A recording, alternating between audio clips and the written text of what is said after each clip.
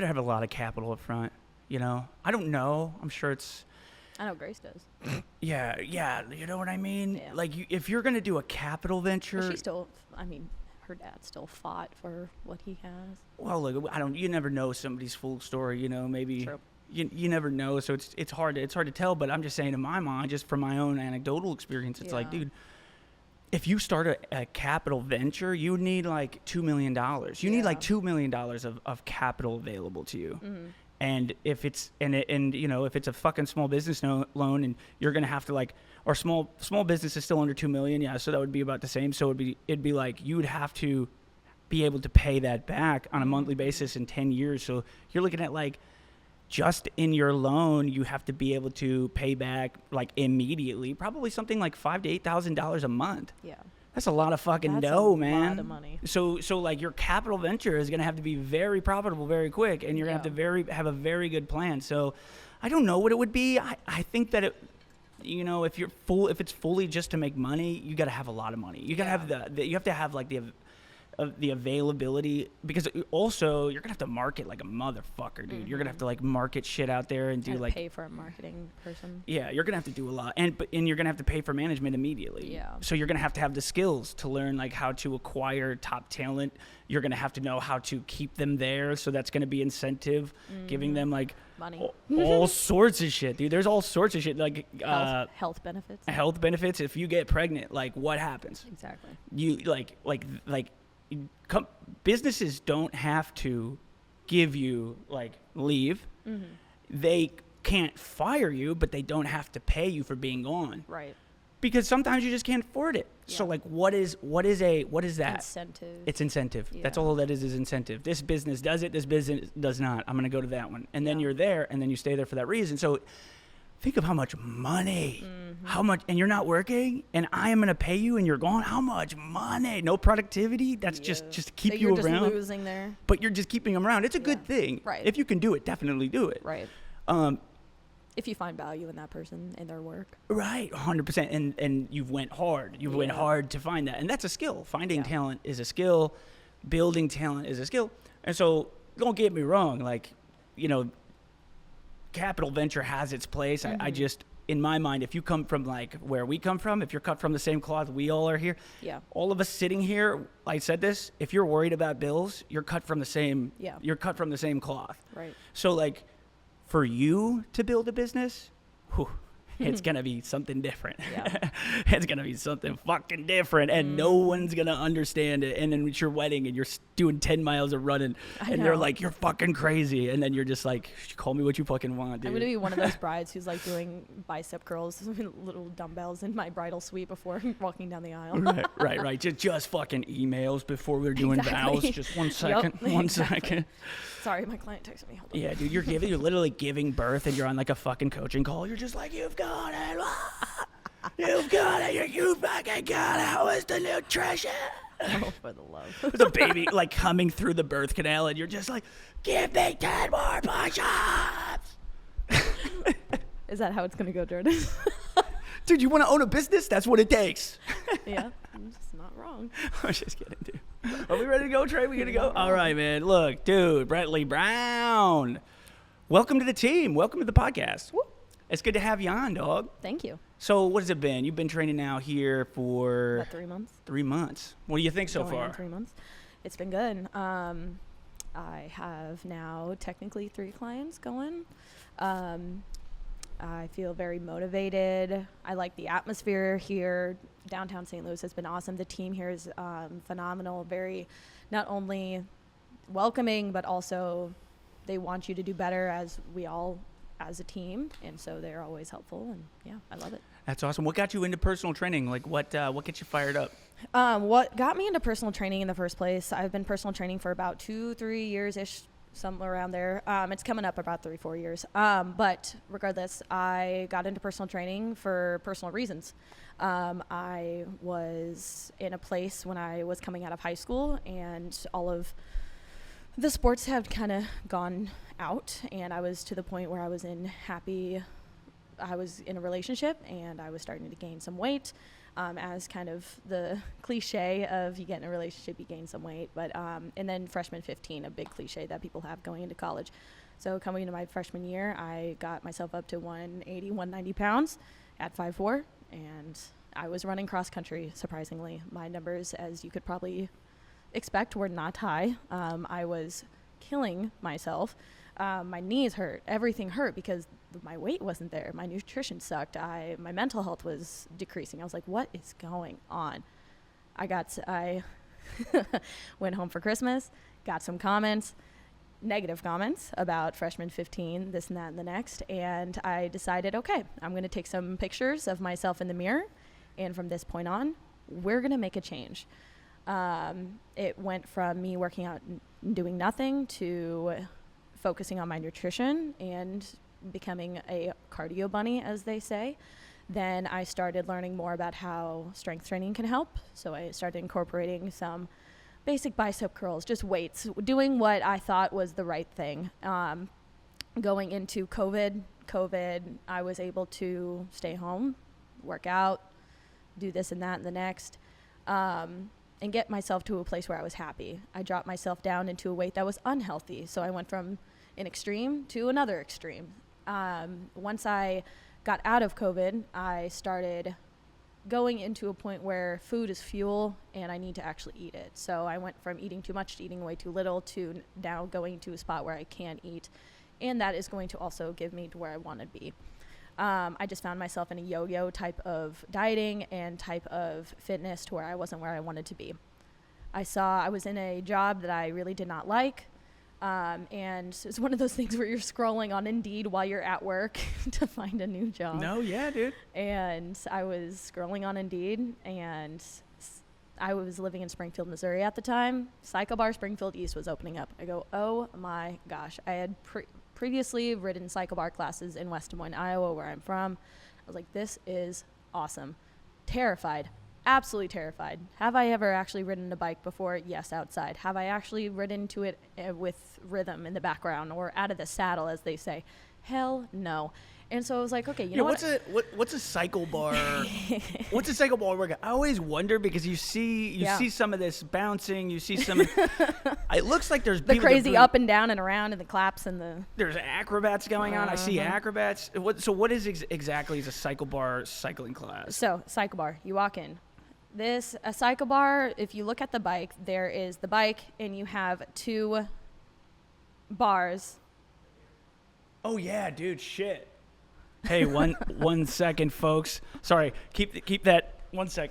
That's right. Keep it in that mind. Thought. No, you're good. Yeah, that's a good point. Oh, the air conditioning. Oh, that picks up on it heavy.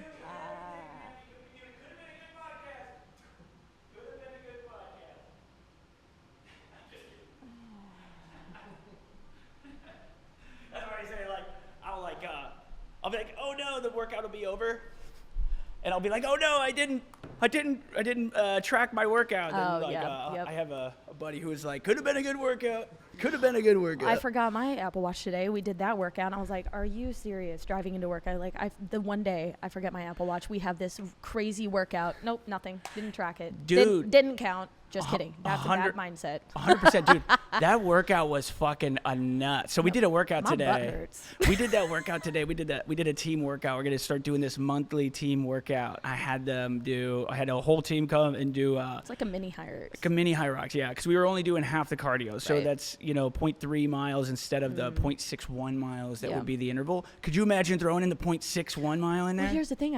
I've actually thought about training for one of those. Like that's one of my next things that I kind of would love to do. Yeah. Though the tickets are insane to be worth it, though. Acquire. But how awesome would that be? So you said that a couple days after I had told my fiance that I wanted to start training for this.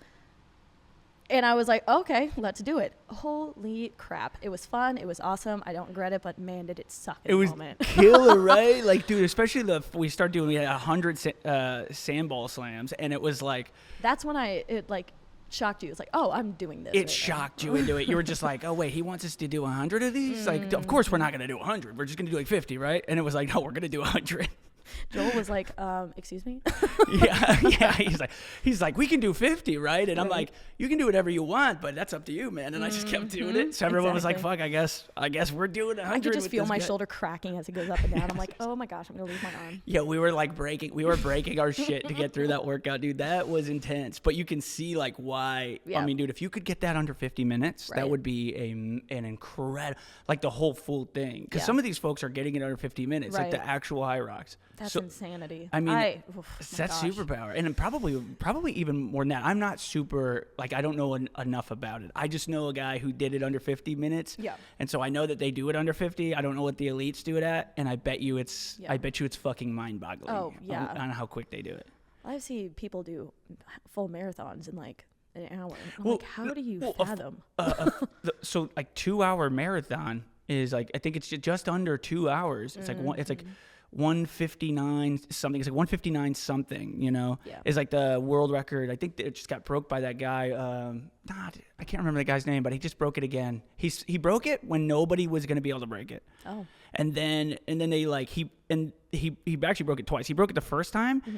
They had like he had certain shoes on and that were specific for the whole event. It was a super flat, it was like a super flat route, but also he had like a truck in front of them, and they were laser leveling the ground to see like to like literally see what the best like flattest ground would be or whatever. And whatever that means, I guess they ended up saying that marathon didn't count because of all of that extra help. Basically, was like an ergogenic aid. They kind of counted that as like, that was kind of cheating because you had all of this stuff. So then he had to go and do it again with all of that. Oh, that's bullshit. So then he did it again. He did it again. But dude, let me tell you something. If you get if you get a full marathon, 26.2 miles under 4 hours, that's good. Oh yeah. That's good for most people. If you can get it 3 hours in anything for 26.2 miles is a very good marathon. Well, yeah. But to your point, the fucking people who are the elites at it are doing it in 2 fucking hours. It's like, this is insanity. Like the amount of not only training that goes into that, but like mental like strength to be able to continue to go and to not just like stop or slow down. Holy crap. That's elite. That is. And that's where people don't really realize how much fitness like is also very much the mind as well. Like the mind plays so our bodies are a lot stronger than we think. Such a big part of the thing. Is it up there? I mean, like, it's like I threw think big in there for some reason. That's fine. Think it's big, just live better. The part no one thinks about. They think it's stupid, like some cheesy pickup line, like some like hippie shit. Like, wait, what do you mean you gotta fucking do deep breathing and like find self-awareness and all this stuff? What are you, some kind of hippie? Anyways, back to what we were talking about. So you were talking about the cycle bar class. Cycle bar. So explain that. So what exactly is that? Because I don't actually know. Really? Okay. You've never taken a cycle bar class ever? I've never taken one. I've taken cycle classes, but not a cycle bar class. So essentially what cycle bar is, to audition, to be a cycle bar instructor, you have to audition. You have to come up with 3 songs. You have to prove that you can have the stamina to be in at a certain RPM, so rhythm-based. Each song that you listen to each day is a certain RPM. It has a high and a low RPM. You have to find what feels good and what is on beat. So to be in the saddle for song 1 at around 100 RPM, and then the second song has to be out of the saddle. Third has to be in and out of the saddle. So putting back and forth, in and out, staying completely out of the saddle for around 2-3 minutes, however long the song is that you choose. Once you pass, it's reviewed over by a master instructor as well. It's not just reviewed by who you actually audition with. It's sent off into the world of cycle bar. And so once you pass, I did not pass the first time. I passed the second time because when I first got the no, I wasn't letting that pass. I was like, okay, let me try again. I had to beg. I was like, can I please beg? Can I please let me try it again? They were like, yes, because we see your personality. We just need you to tweak like this part. I'm like, sick. Let's do it. Did it. Passed. Doesn't mean you're an instructor. That means you're into the boot camp. That means that you are able to go through the training of it. It took about 3 months to go through boot camp. And it was not easy. It was in the studio, out of the studio. We were just coming off of COVID. So they brought a cycle bar bike. If you've seen them, they're heavy as hell. Bring it to your house and you audition and do all the things in your own home. So within moving from an apartment to another house, I had to move that bike 3 times because at the time I was moving. And so that's not an easy thing. Those things are like over 100 pounds. They're heavy.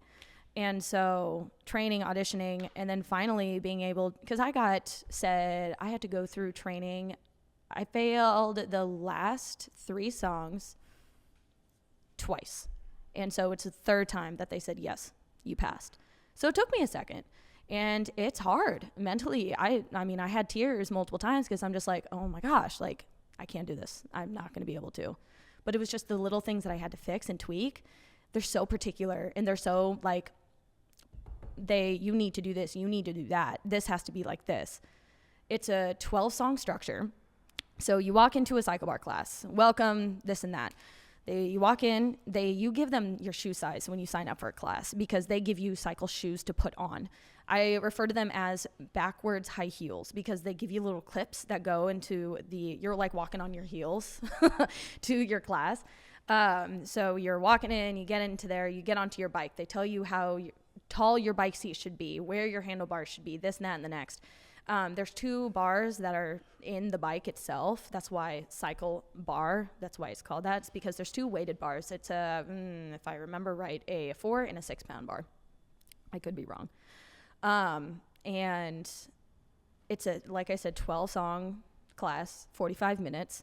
The instructor has to create a 45-minute cycle class that has 12 songs in it, that in each song has to be a different RPM in a different rhythm. One song has to have choreograph. One song has to be fully out of the saddle. One song has to be a flat. One song has to be a hill. One song has to be a slow arm song. Song number 9 is arms. So you either have the ability to get out of the bike as a instructor, or you stay on the bike, but you're in there and you're doing it with them. So, and it has to be on rhythm as well. It has to be a certain beat, high or low, of each song that you choose. So with each song, a lot of thought went into it. What should I do for this song? What should I do for that song? Once the class is over, it's really high energy. It's really upbeat because let's be real.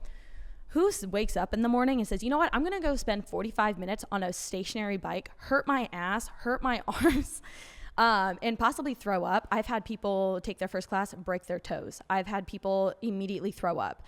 I've had people, like, it's been bizarre.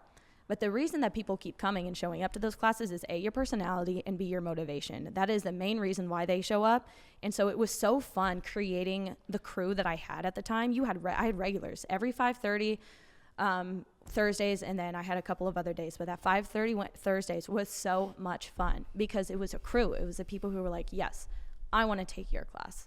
But essentially it's a lot. Dude, that's awesome. And look, that experience is good. Like those, like corporate, they have to stay super structured because every cycle bar you go to has to be somewhat the same, at least the same guidelines, right? Right. That makes sense, especially for something as big as cycle bar. But that training is really good for you in terms of instructing fitness. Because look, here's the thing, you know, it is entertainment in here. If somebody's coming to these fitness classes need to be entertaining. Yeah. And that's what really has come, you know, and there needs to be also structure to the entertainment. That's what's been like, that's what's made these small like boutique gyms like or class style like boutiques like Orange Theory Fitness, for example. F45. I mean, F45, they all are super with their instructors, like structured. Like you're not going to come out of that structure. You basically know what you're getting into. You know what the class is essentially going to be. But that is, I'm not saying anything negative about that. That's actually really good because that's how you should be individually as well. Right.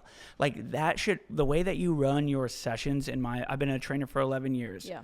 The way that you should run your session is very structured, very structured. Like you should have, and if you think that if you think that part of your job is not about making this thing fun for your fucking client and you're there just boring them to hell with like, hey, and your rectus abdominis. Look, if you say rectus abdominis one more time, if you say anterior tibialis one more time, I'm gonna fucking stab you with a steak knife.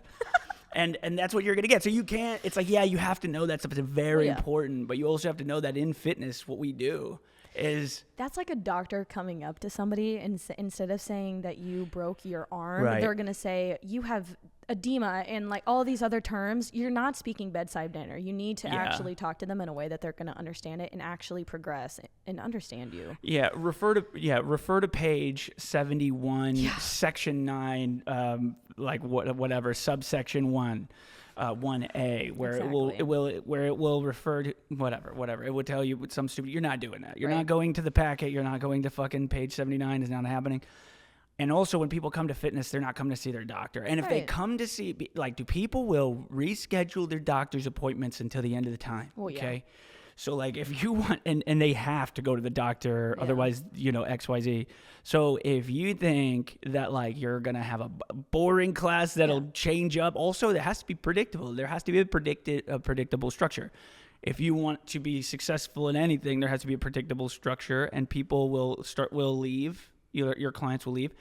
If, let's say, you just do something random every day, you don't do like this time you do a warm-up. Last time you didn't do a warm-up. I don't remember doing this last time. What's this? And like, you're just like, well, yeah, because like every once in a while I'll just kind of change it up because I don't want to be called a cookie cutter personal trainer. Well, and it's like cookie cutter personal. If you're calling a person a cookie cutter, consistency matters. Yeah. If you're calling a person a cookie cutter personal trainer, then you clearly have no idea that, like, if you're running somebody through a program, that means there has to be a program. Right. And a program usually is tried and true. And tried and true means that there's step-by-step process. Yeah.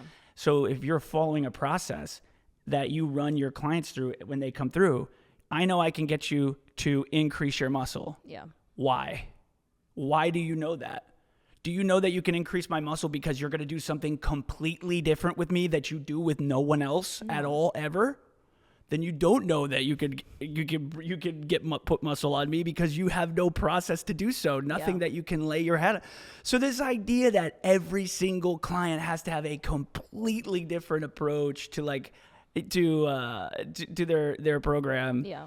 In their workout structure and everything is just complete nonsense, and you're coming from a place of ignorance if you say that. So this idea of like a cookie cutter personal trainer because the person follows a program that they have found is very successful outside of like small modifications. It's just pure ignorance. They don't have enough experience. And so I would definitely watch out for that. So so what's next? So after Cycle Bar, what's next for you in fitness? So I had left Cycle Bar. Cycle Bar Springfield is closed down, so sad. But after that, once I started working at Cycle Bar, I wanted to take it a step further. I said, you know what? I absolutely love working with people one-on-one, talking with them, stuff like that. Also, I myself was getting into strength training. I was like, why not take it that step further and personal train? So right after I got done with my personal training, right after I got done with Cycle Bar, I went into my personal training. I was like, I want it all. I want to do both. And I want to fully be able to support myself with fitness because that was my end goal. That is my end goal continuously. I say then, I am now. And so I found one of my local gyms. I was always downtown Springfield because I was also working at a local health bar that was going on.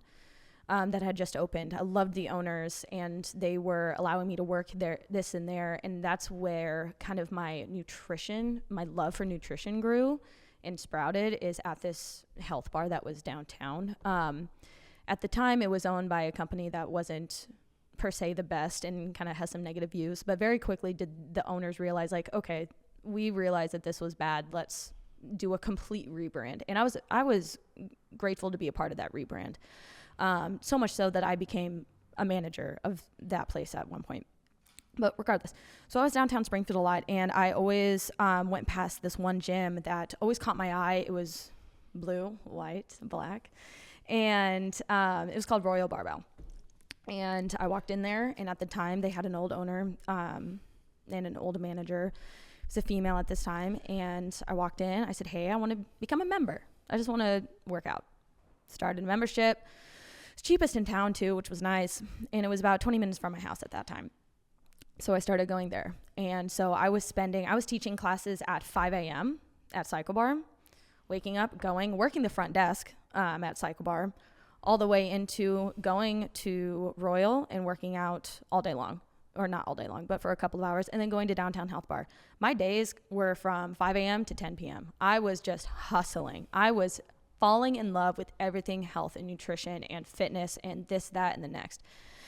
And so the owner and the manager changed at Royal pretty quickly from when I started, and this new owner, the old managers left and the owner became manager, and he helped me. He saw me close under my wing. I sat with him and I said, hey, I want to become a personal trainer. I want to start here. And he goes, awesome, let's do it. He helped me. He guided me. He put me under his wing, essentially. And I stuck with them. I stuck with Royal Barbell up until the literal day that I left Springfield, Missouri. So from 2021 to 2024, I was with them, ride or die. Absolutely love Royal Barbell. And so, going into Cycle Bar, once I had left, I was solely just at Royal, and I was like, you know what? I still want to cycle. And I had been sought out by this other local cycle place who they originally just owned a yoga studio, but then they opened a cycle studio. And once I had left Cycle Bar, they had reached out and they were like, hey, would you want to audition with us? I was like, do I want to cycle again? Because there are some negative aspects of it. Mentally, it was a lot. And I was kind of discouraged. You know how you do something way too much and then you're just like, you're burnt out. You feel like you're not producing as well as you were at the beginning because your brain is just mush from it. And I was like, you know what? Let me just audition. I auditioned for one song. She stopped me and she was like, I've already seen you ride. You're hired. And so there was a much less process to being taught there, but they had known Cycle Bar. They knew their process, their audition, so they trusted that I was trained properly. So I started teaching there. So I was back to teaching at this boutique studio and then also working at Royal Barbell. Soon I got burnt out again just on that whole system in itself. It wasn't my favorite.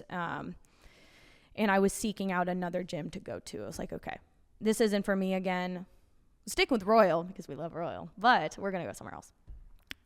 The owner of Health Bar that I had talked about earlier, they had opened two shops, so one in Springfield, Missouri, one in Bolivar. And they also, one of the owners, it was a married couple. One of the guys had known the owner of this guy of a local gym called Big Time Fitness in Springfield, Missouri. And they referred me and said, hey, I know you're hiring at this gym. She would be perfect. Meet with her. I went into that gym. I was like, I am so scared because I've never been interviewed for a personal training, because that's what this was. Instead of being sought out because of cycle, I was sought out because of personal training. That's when I was like, okay, now I'm scared, because sometimes you doubt your abilities, this and that and the next. So I went in. It was a married couple, Sarah and Austin. Absolutely adored them. They, from the jump, saw my abilities, my personality, which can be very loud, but they loved it. And they hired me sight on scene. So I was now at Royal, no longer was at the cycle studio, and I went just strictly personal training and at Royal. So I was at Big Time Fitness and Royal. So what do you notice the difference now that you've had all this experience in teaching classes and now all this experience in teaching and coaching one-on-one personal training clients? What do you notice is the biggest difference?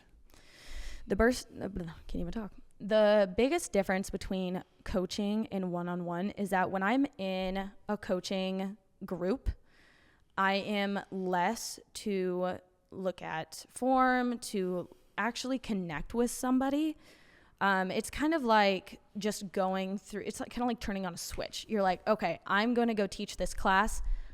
I need to coach. I need to motivate. I need to, as a whole, make sure that the whole group is in it. And then switch turns off. You're done. Go home for the day.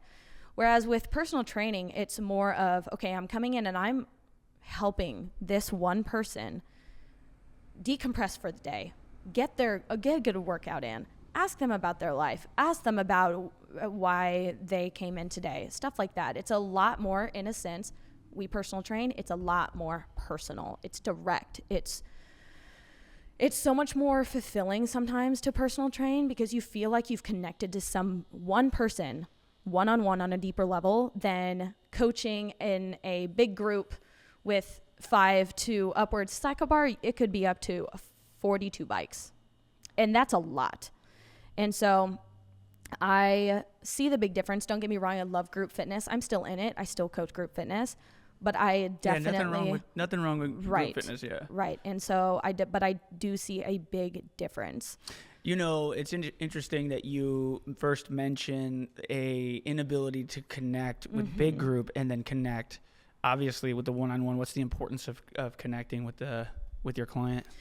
Well, connecting with somebody is a lot more than just asking them about their day. It's asking why'd you come in today? They're in a crappy mood. They aren't opening up to you. They're not performing normal. What kind of happened today? Asking them questions to dig down into their why. Why did they actually show up today? Why did they choose me to personal train them? They could have called me. They could have said, I've had a shitty day. I'm not coming in today. I don't want to. I don't see a point in this. Asking them, connecting with them, that's what makes them stay with me. And that's what allows me to actually pull results. It's what actually gets them to get to where they want to be. It's what gets them to acquire the muscle mass that they want to gain, to lose the weight that they've been wanting to shred off. If I am able to connect with them and to create an actual connection with them, they stay with me, they have results at the end of the day, which is essentially what I'm here for and what I really want. And not only physically, mentally. I bring this up all the time, but there's a book called The 4-Hour Body by this guy, Tim Ferriss. And, like him or hate him, he kind of tries to he puts himself through all these experiments. Yeah. And he's like, can you put on 30 pounds of muscle if you don't take steroids and you literally just like eat enough calories? And then he'll like have like doctors watch him and he'll get trained by like all the fucking world leaders in training. And I think he broke a like kickboxing record. I think he won the championship, like a kickboxing championship record in like the first year of doing it. Because he like exploited a rule that was in the rules. Like he's a hack, dude. Like 100%. How can I hack my body? And then he like puts it to the test though to see like, let's see what this actually works. And then it fucking does. It's like, holy shit. Anyways, he was talking about how you are 33% more, I can't remember the resource, but you are 33% more likely to accomplish your goal if you have any coach at all, good or bad. You just have a coach. Right. So what's interesting, somebody else on your side. Yeah. What's interesting about that is like, let's say you have no experience at all in personal training, but you're this person's coach for getting them to their goal, and you have no idea about exercise physiology or anything. That person is fucking 33% more likely still to reach their goal with you than they are on their own. Right. So I think that's a really interesting, that's not nothing, you know, that's definitely something. I don't know exactly what that is, but there's power when you have accountability, when somebody's waiting for you to show up, when like you say, I have a goal and that person goes like, hey, remember that goal you told me you had? Like there's something about that just like brings the best out of us. It's on the back of my shirt. It says better together. There's something fundamental to the nature of our being that makes us better with others. It makes them feel less alone. It makes them feel like we're on their side, which we are. We want them this goal just as much as you do, because if we didn't, then we would half-ass just give you a workout and said, go. No, we want you to come in, and this is what I, do for a living. So I actually do want you to enjoy yourself. I want you to come in. I want you to smile leaving here. I want you to tell me, you know what, I feel so much better than I did when I walked in here. I have one client that says that every single time she sees me. I absolutely love it. Gets me giddy. I'm like, you know what, good, because that's what I want. Yeah, that's awesome. I definitely think that this falls right in line with another one of my fucking Jordanisms that are just like I say them over and over and over. Is that what you call them? At nauseam. No, I have a client that calls them Jordanisms. Oh, really? Yeah, that's why I say that. I love that. That should be trademarked. Jordanism. He's like, oh, that's another Jordanism. I'm just like, sure, because I say this shit at nauseam. Almost like I'm like the king of the cliche. But that's like think big, live better. Well, yeah, that's exactly right. I started just saying that because I was like, this is very much what we have to do here, just to get to somebody to understand that, like, you will not accomplish a goal before you believe first that you can actually accomplish it. If you think you have no shot until you can get rid of that bullshit, then you really have no shot. Like, you will absolutely not accomplish anything more than your highest set ambition. And that's where confidence comes in. And like, I don't know how you build confidence, like, per se. Maybe it's inborn, maybe it's something. But for sure, there's a method that can make it stronger, and that is like just start at the very simplest form of whatever you're doing. Cut out all the bullshit. But again, this is all a matter of thinking. Cut out all the weeds and all the this and all these weird, like, can I eat strawberries? I think there's too much sugar. Just eat real food. How about that? And then, you ever heard of anyone getting fat over eating fruit? No. No, I mean, it's like they're eating fruit, but they're also like drinking like 2 big gulps every day. Exactly.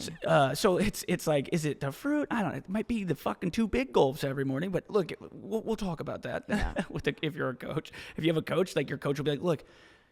Like, that is why you need a coach. Just talk out loud and then have the coach pick. And you don't really know unless you're saying it out loud. But it's this. So you're talking about, like, she comes in and she says she just enjoys this, like, her favorite part of the day, even though it's like her least favorite. Right. It's like they gotta hate to love you and love to hate you. Yep. I believe this is true when it comes to coaching and fitness. It's not the results that keep your clients coming. It's what keeps your clients coming that gives them the results. Yeah. That has been true for 11 and a half years of personal training. It's like it's the principle that you just talked about with the cycle bar. It's why cycle bar is a theater. Yeah. It's why a full throttle theater. Which is awesome. Actually really cool. Which is dope. Which is dope. If you've never taken one. I've seen pictures and I've had what was her name? Lisa. Was it Lisa? Oh, I'm sorry. I can't remember. If you're watching this, I'm sorry. Lisa, early on. Is it the one like 2 years ago? The cycle bar in St. Louis? Yeah. Do you know what I'm talking about? My old friend used to work there, but Laura? I don't remember. Fuck. I'm sorry. I'm forgetting the name. But she was on the podcast last year.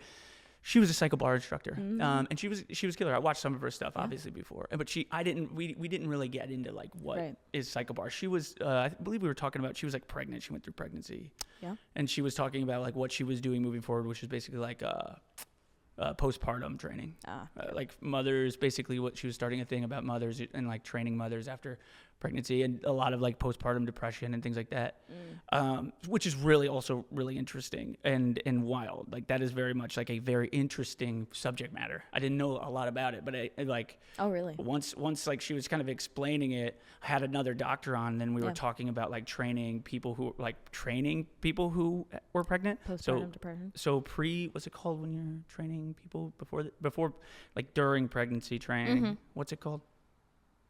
Fuck guys. Can't remember. Doesn't matter. But the postpartum, she does. Oh my God, what is it, Trey? Do you know what it is?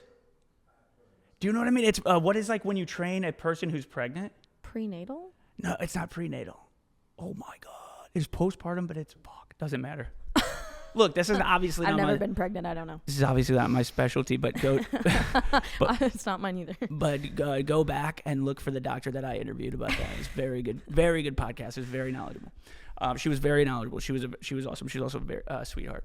But anyways, long story short though, it has to be entertaining, and they go hard. I mean, look at it. That's amazing. It's a theater, man. Yeah. It's good because it keeps you coming. It's what keeps you coming that gives you the results. So if this thing is entertaining to you, it still hurts, but it's entertaining. Right. That's useful. It's the same thing with Orange Theory. Orange Theory gets a lot of shit. And because they have a treadmill and they have rowers and they have dumbbells, that's their product. And it's like, but they have the lights, they have the the instructor jumping around. They have the music. It's a whole experience. It's the experience. Lights are dim. Yep. There's just fucking whatever. They got. Oh, it's so much fun. The screens are there. Somebody's yelling at you. It's intoxicating teaching at Psycho Bar or any sort. Even now where I teach, it's intoxicating. Well, it is so cool. Dude, that's how. Make your personal training sessions like that. That's the way I think about it. Like what do you do in your personal training sessions? Well, just do that. I had 2 clients today. They come in together. They're a niece and an aunt, and they are absolutely amazing. Their energy is awesome, and every time I come in, I blast some music, and I'm like, let's go. They're recording themselves. It's a whole damn process, and it's so much fun. It is so much fun. And look, you might, some people don't like it. Some people don't like the energy. Obviously, you've seen me training in here. I'm loud. I'm clapping, high-fiving, fist bumping, throwing shit, yelling. Sometimes we're doing conversation about like inflammatory politics. Just depends on the person. Some people will say that it's too much, and you know what I tell them? What do you tell them? Then go find less. Go find less. Go find fucking less. Because that's fine. If I'm too much for you, that's okay. That's right. I'm not your person. You're not my people. Go find less. That's the thing about personal training. And I will say this. Every person is not the right fit. If somebody can't handle the energy, somebody can't handle the energy. But that's exactly right. You're not going to dim my light because you want to be negative. And this is 100% right. What gives you that perspective? Why do you say that? Life. Did something happen where it was like people were pressing you down? Not in particularly. I mean, growing up, I definitely dimmed my light for a lot of people, and I wasn't very outspoken as a child in through high school. But once I moved to Springfield, once I started teaching, it was when I started teaching Psycho Bar. It was the mentality and the art, learning the art of not giving a fuck, to block out your own thoughts and everybody else's. You know how many people made fun of me for teaching at Psycho Bar? A lot. Multiple people. They literally, so you're recognized, that town is not very big. So I would go out with friends and a person would come up to me and be like, aren't you that Psycho Bar instructor? Yeah, I am. So what is it? Don't you just sit on a bike? I would love for you to come take a class, and I would love for you to eat crow. Like eat crow. I'm so passionate about this. Shit. I'm so passionate about this because I've literally got so much hate, and to the point where sometimes I would second guess it. I'm like, this is weird. I don't want to post about Psycho Bar. I don't want to post about what I do. Literally, everyone can F off. Like, dude, no. Like the audition process, what I had to go through, how much fun I have personally. If someone wants to criticize what you do that much, you can't listen to them. Dude. Because they don't know anything about what you actually went through. And I will also say this with those companies. Mm-hmm. Look, I admire their onboarding process. Mm-hmm. Their onboarding process is fucking killer. I mean, it requires a lot of resources. Let's see, Orange Theory. I did 6 months in Orange Theory. Yeah. And when I was in Orange Theory, I had already graduated from, and I already had 3 national certifications. I was just building up my clientele. So I was doing it as like a side thing. And one of the guys I was training with was like, hey, I'm a head coach at the Orange Theory. You should do this. Because it's just like some money. And you're already training, so like you should just. I was like, fuck yeah, let's do it. Yeah.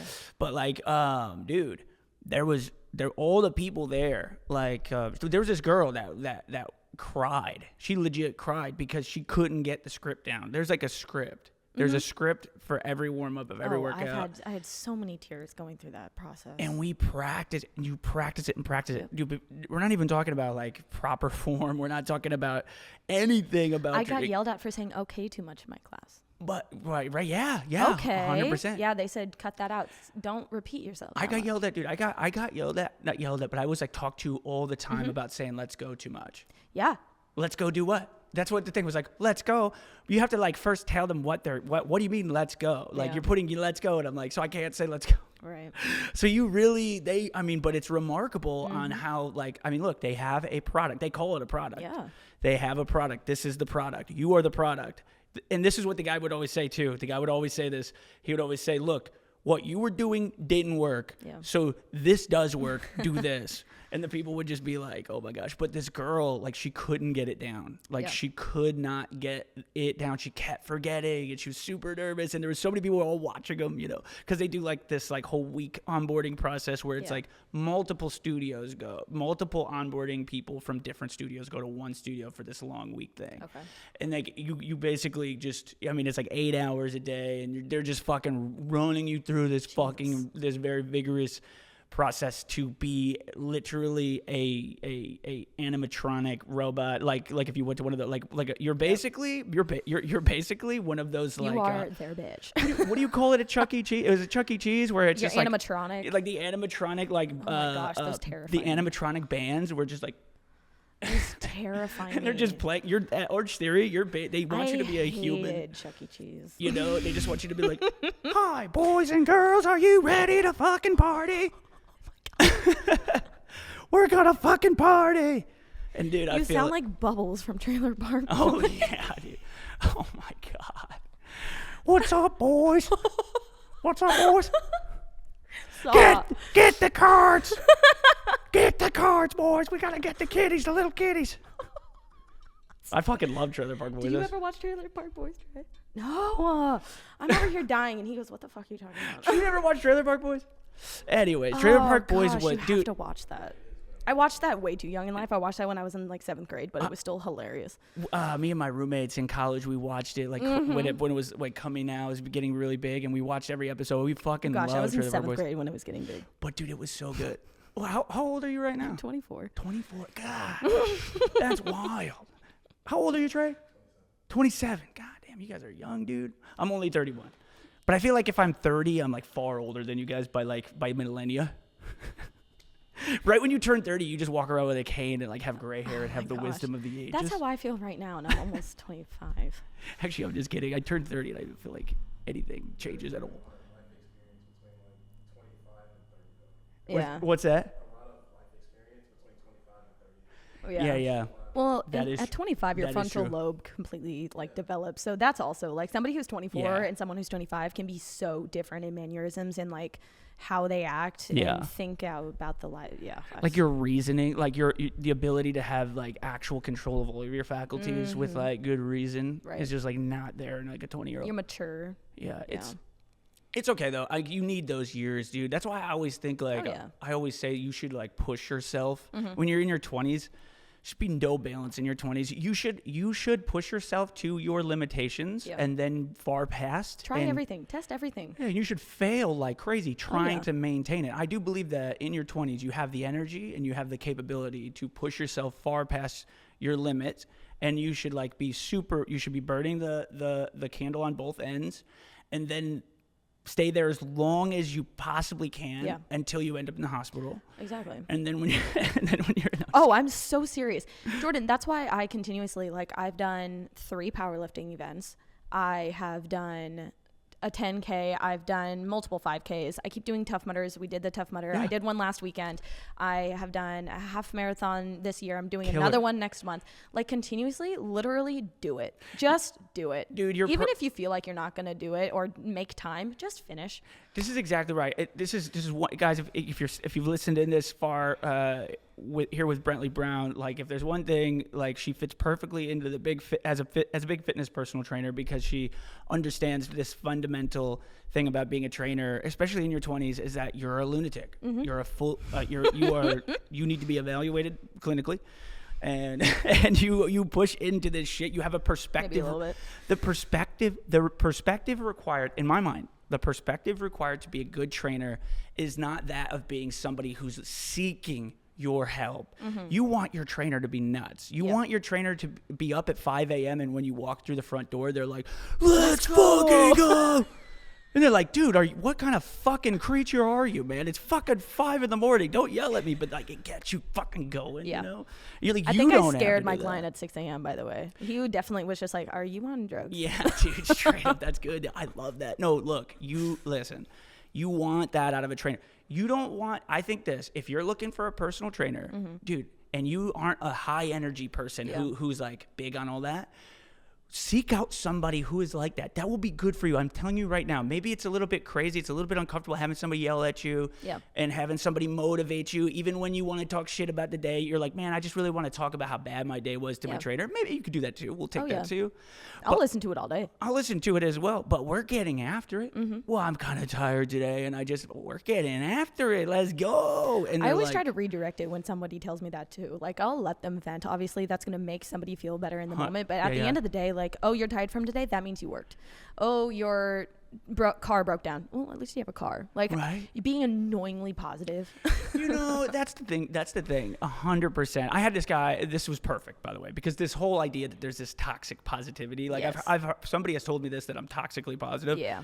And they say, it's like this old, there's like a cartoon that just came out called something whatever, and it was basically like it was this idea that you can't box away sadness. Like joy, I guess, is this character, and sadness is a character. And it's actually Inside Out. Inside Out. Yeah, and I actually thought the second one just came out. That's for sure true. And they're coming out with the third. That's for sure. And I got to watch the second one. I watched the first one. I haven't seen the second one yet. It was really good. They introduce anxiety, envy, and then one other one. Oh, gotcha. Because she's the main character is growing into be like. She's starting sports and she's going into high school and stuff like that. So anxiety and envy come into play. Oh man, this is gonna go. They're gonna bring this all the way to she's like graduated. Yeah. Is it 3 or 4? It's anxiety, envy, joy, sadness, anger, embarrassment. And then there's another one. I forget. I thought it was like nonchalance. They called it something else. Okay. But she was like very nonchalant. Okay. Yeah, dude, look, like this is I love that. So okay, I agree with that, right? The main emotion is joy. The thing about this is the whole idea of the reason why I highly dislike the term toxic positivity is because that is a way for somebody who is negative to just be more negative. To like make positivity a negative thing. Yeah. Look, it's hard to be positive, okay? It is. It's fucking hard. It takes intention to be positive. It's a choice to be positive. It's a choice to be happy. So when you're doing your best to be happy and you're doing your best to find what's good in this world around you right now currently, I don't need you fucking telling me that I am just toxically positive. You should really fucking hate yourself right now. You should very much hate yourself and cry in the corner over there and tell other people it's their fault. Oh, and dude, come on. The most annoying one I've ever heard somebody say to me is like, chill out. I'm like, and with the most disgusted, judgmental face, it's like, chill out. I'm like, I'm gonna strangle you. I'm just joking. Or this. I fucking hate this. Shh. Oh God. You shush. I'm like, do not put your fucking finger up to your lips. I'm like, that's gross. Like, what are you doing? This is insane. Do not shush me. This is insane. I had that happen to me once. When like it was like 5 a.m. It was 5 a.m. workout, and I'm getting after it. Someone told you to shush? Shush, like this. One of your clients told you to shush? Yeah, fuck yeah. Wow. 100%. Wow. Needless to say, we didn't last long. No. I nervously laughed it off. Yeah. Like, so would I. I mean, what are you to do in the moment? Like, you're going to say, hey, get the fuck out. No, you're not going to do that. Here's why. It's kind of fucking funny more than anything, but it's like... It sets you back. I'm like, fuck. It makes you rethink. It literally, for a second there, makes you rethink, like, oh my gosh, I'm too loud. And it makes you get in your head. Yeah. And it's like, oh my gosh. And it takes a lot to come out of that and be like, you know what? No, fuck you. I'm going to be as loud as I want to, because that gets me a lot farther than being your negative ass that wants to shush me. Right. 100%. 100%. Dude, look, this is fundamentally who you need. When you're looking for somebody in fitness, like I say, dude, like, look, here's the thing about it also. Yeah. Like, all the limiting thoughts that you have about what you're capable of physically, right? Like, then you come in and your trainer is like, we're going to do this. And you're like, no, dude, that's fucking, there's no way I'm going to be able to do that. Let's like maybe half of that, right? Or whatever. And they're just like, dude, we're going to do this. And it's like, let's be realistic. Here's the thing about being realistic. Me personally. I'm a dreamer, dude. I want to do big fucking crazy things, big, scary, impossibly crazy things. Big fitness and things. I just go and I go and I go, and you gotta think big, and it's hard to think big, and it's fucking and it's difficult. It's scary as shit. But you have to be unrealistic. Like, there's this part where it's like, you have to be unrealistic. I love being unrealistic. When I'm being unrealistic, that's my favorite place to be. That's my most freeing place to be, when I'm just dreaming. I'm just dreaming about what's possible. So I want you to take your realistic ass and get the fuck out of my orbit. That's basically, like, I don't need you being fucking realistic right 100%. now. Like, Jordan, you realize that's not realistic. And I literally grew up with somebody who consistently over my shoulder was that person. Somebody who was very close to me, who should not have been like that, who you would never expect to be like that. And consistently, I said, I want to join dance. You're not very stable. Hello, duh, because I haven't been in dance before. I want to run a half marathon. Well, you have never done one. No shit, I'm going to do one. Like, I consistently, and to this day, the person is still like that, but you got to deal with it. But no, when you have consistently that person over your shoulder doing that, and then you have multiple people over your shoulder, you can have two options. You can either listen to them, you can concave, you can go into a little cocoon, and you can not do anything, and you can never grow into what you want. This is why you want. You can grow. You can say, fuck them. You can tell them to get out of your corner, because guess what? The right people who are going to be in your corner, they're going to stick in your corner, and they're going to uplift you. They're not going to come down on you like that. So find your people, get out of your head, and just do it. Even if you fail, like you were talking about, you're going to fail. You want to fail, because if you don't fail, you're not trying anything new. Yeah, and you know, a lot of people are like, so like when I want to start a business, I get a lot of this. People say, I want to start a business. Like, what should I think? What should I think about? What should I do to avoid, like, you know, avoid big failures, like, you know, that you've had? Or I might get somebody who says, like, you know, what were some of your biggest failures, and like, what would be your advice so that, like, you know, these failures don't happen? And I will give them that, because I do think that there's also value in you having like an awareness of these problems that are probably going to occur. Yep. So like, if you know about them and you have some knowledge that they're about to come up, those are good questions to ask somebody who's already done what you're trying to do. But what's important to remember is that it's not useful for you to do something without failure. Right. It's not useful for you to do something without embarrassment. It's not useful for you to be told by everyone around you that it's not possible, and you fail in front of them and they come up to you and they say, I told you so. I say this because, like, that hurts deeply to you, because they did tell you, and you did fail because you were going to fail. Right. And that you maybe even respect their opinion. The person who's saying, I told you so. Now you tame down, Brently, and you bring those dreams back to reality, because we got to be realistic here, because we live in the real world. The biggest eye roll ever. And it's got to be that. You've got to be a little crazy. You've got to, because that hurts. And all of that's, to some degree, all of that's good advice, especially if you are very, like I said, you respect the person, especially if it's like your mom or your dad, you know, or like whatever, your best friend, or like somebody that was a mentor of yours. And look, you need a new mentor if that person is telling you need to stop, and you need to like tame it down and be realistic. I mean, you need to be strategic. You need to learn from what happened, and you need to push forward. But you definitely do not need to slow down, especially if you're in your early 20s. But long story short, though, like, you kind of need somebody. You need somebody to be there. You need somebody in your corner. You need somebody to be there. You need to find an environment, because when you do fail, when you try to lose weight the first time, you're gonna fail. When you try to gain weight, you're gonna fail, and you're gonna fail a lot, and it's gonna be learning. It's taking a long time, and especially like, look, even if you get a trainer, trainer is learning you. You're learning the trainer, and you are now partners that are going to continue to try to get you to where you want to be. But now you have somebody in the fight with you. Yeah. That's why you have somebody on your side. That's why I think it's so important. Even when like all your friends are saying like, dude, get over this. Right. Like, you're like, hey, you know, let's find a place that's a little more healthy to eat or whatever.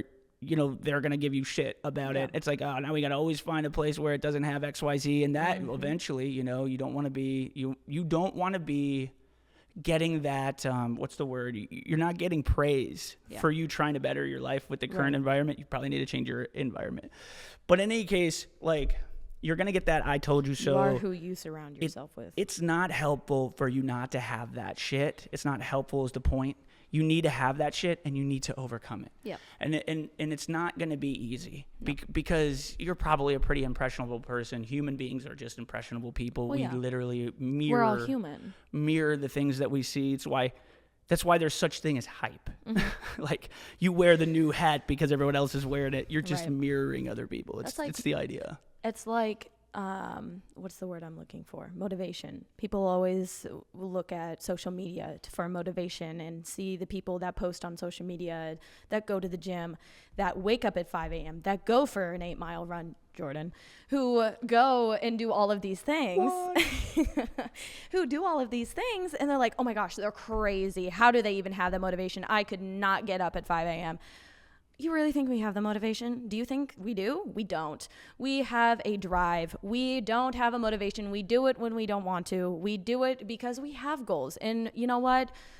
We are going to continue to do it. That is essentially what you have to do. Motivation, not a thing. Do it when you're unmotivated. Do it when you don't want to. That's when you're going to create and come out with output for your goals. Yeah, and that's essentially why you would ever get a coach, especially if you don't. We're going to be there to get you off your ass. Yeah, and that's why you want a coach. Yeah, you want a coach that creates that environment for you. Yeah, that's why you don't want a realistic coach. You want a coach. You want to like. I had this like I got a client is going 0 to hero right now. Zero to hero. Like couldn't run longer than 60 minutes. Oh wow. Couldn't be on a jog, couldn't be doing more than like a walk, at any given time, and we're going to 0 to hero. We're taking him and we're going to have him do a half Ironman in June. He's signed up and he's on it right now. Okay.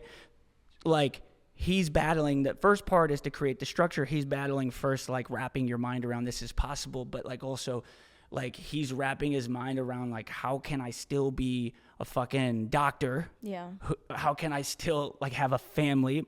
Kids going off to college, like soon, first year's coming up, like very, very busy lifestyle in his 50s, like 0 to hero, half Ironman. And you got to get deep on your why, your purpose. What's the reason for doing this thing? Like, what is the reason? So we first did that. We got very deep. And when we finally reached like this core reason, right? Something powerful enough that he didn't even know that was the reason. He had to search that. Yep. He didn't know that he had to search that. At first, he's like, this is stupid. I know what the purpose is. I want to do an Ironman. Right. You don't want to do it. Believe me. I've done a full Ironman. It's like, you don't want to do the Ironman. Yeah. Like the fucking doing the Ironman hurts so fucking bad. I puked for 3 straight hours afterwards, and I was convulsing. My body was literally failing. My fiance's dad has done 2 Ironmans so far in his life. It's fucking amazing. Anybody who's covered it, and look, I get it. People are talk shit on like the people who have done Ironmans because they're like, "What you do in Ironman?" You look literally though. People talk shit on anybody who moves. Oh my gosh, you powerlift. Oh my gosh, you do CrossFit. Oh my gosh, you walk. Yeah. Yeah. Well, you know what? Here's the thing, dude. It is remarkable. And if you did something remarkable, I would want you to be knowing about it too. Right. You deserve that. You did something fucking remarkable. If you do a full Ironman and you're annoying about it to everybody that you talk with, and like that's something you don't want to hear that person say. Maybe you're not in the right group. Yeah, dude, be happy. Be happy. There's an Ironman talking to you. Like that person did something that is awesome. Fundamentally insane. Yeah. I mean, dude, 4 hours for 9+ months, probably a year they prepared. Yep. For 9+ months though, at least 9 months I'd say, they were doing anywhere from 3 to 4 hours of fucking training on 3 different disciplines while they also had life to do. Yeah. They also had a family. So you could be like, well, you don't understand because I got kids. And it's like, go tell that shit to your goals. Yeah. Like, I don't care that you have kids. Doesn't matter. I don't need to understand your situation. All I need to know is that like he has kids. Yeah. And he did it. Right. So that's just your excuse. And exactly. it's like, if that's why you want to spend more time with your kids, that's fine. Like, it's not for me to say you shouldn't spend as much time with your kids. If you want to spend all the available time you have with your kids and that's why you can't do an Ironman, you're right. Yeah.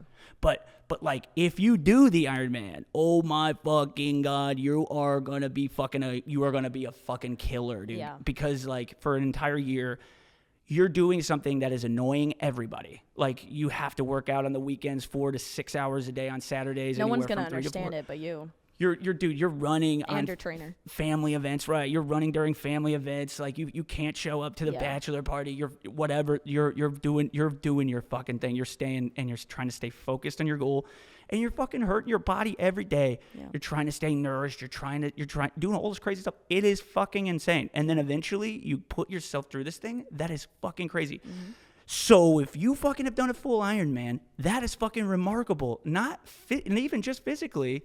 The logistics, the planning, the intention. Anybody who's anybody who has passed it through the Ironman finish line, full or half, but I will tell you, full is fucking wild. I really want to try for it half. And before I'm 30, I want to do a half Ironman. You should for sure do it. I mean, it's so much more than the physical accomplishment. Like, the physical accomplishment is something, for sure. But it's the person you become, the person you have to be. The person you have to be is somebody who is like, I'm not just doing my schedule, like working on my schedule 2 hours on Saturdays to make sure that like I have everything in order so that I have the time. It's also like executing the things that you sat down for 2 hours, reviewing your schedule at the end of every day, making sure that you're prepped every single night so that you can be up in the morning, so that you can fucking have everything ready to go for your bike, for your swim, for your run, depending on what it is. You're working with the mechanics and the skill of biking, and you're working with the skill of swimming, and you have to make sure you have the equipment, and that you have to make sure you have a pool, dude, and you still have to do real life. You still have to get the groceries, and you still have to mow the lawn, and you still have a wife or a fucking husband. You still have life to do. And so, like, in my mind, the person that does an Ironman, it's the fucking human being. I would trust them. Like, I could trust you. Like, if it's like I've done a full Ironman, I'm like, oh, discipline. I want to listen to you. Discipline. Like, I know you can be on my team. Because I know you can stick to what you say you're going to do when no one else wants you to do it. No one else is asking you to go out and run for fucking 2 hours a day. Like, no one fucking wants you to do that. They're like, dude, actually, better yet, they're probably saying, you know, Jordan, you're probably overworking because you shouldn't be doing more than 7 miles of running at any given time. And the science showed that is bad for your body. That seems personal to you. And I'm just like, take your fucking facts. Take these fucking weird facts that you heard on Instagram. Trauma dumping right now. Take these weird facts that you fucking got on Instagram and your weird off of TikTok. Off of your fucking 60-second TikTok, and fuck off with them. I don't give a shit about that. You fucking figure out a way to do that, though. All those fucking dipshits coming at you, fucking telling you you're overworking your body. You know, you need a rest day. Dude, your voices are great. You need a rest day. Because that's what they sound like. Cartoon characters. That's what they sound like to me. They come to me, they say, I've seen your Instagram post. You look like you're running too much.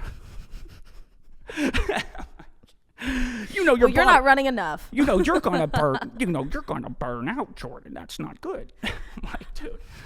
I'm like, dude, did you think that I thought that this was a rational thing to do?